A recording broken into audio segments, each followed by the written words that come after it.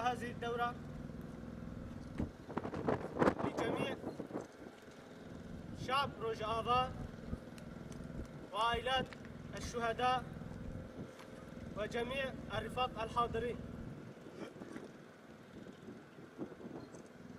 نتمنى بأن تكون هذه الدورة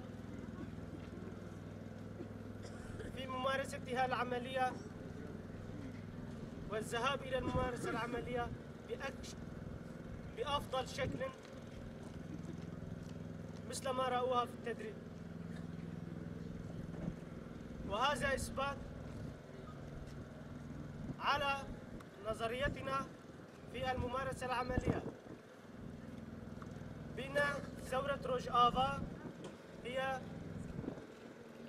ثورة لجميع الشعوب التي تعيش في روجافا.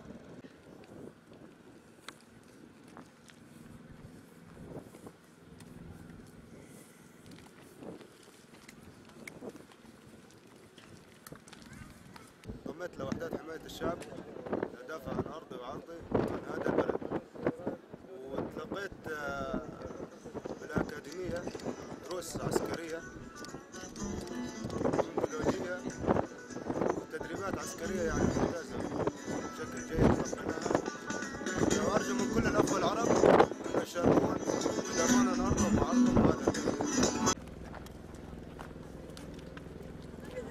أنا فرهاد، انضميت لوحدات حماية الشعب دافع عن أرضي وشرفي وناموسي، وانضميت أكاديمية شهيد خوات دورة الشهيد عمار، وتعلمت حركات القتال وتعلمت دروس عسكرية تلقيتها بشكل ممتاز والحمد لله. وأتمنى من كل الرفاق العرب كرد مسيح ينضموا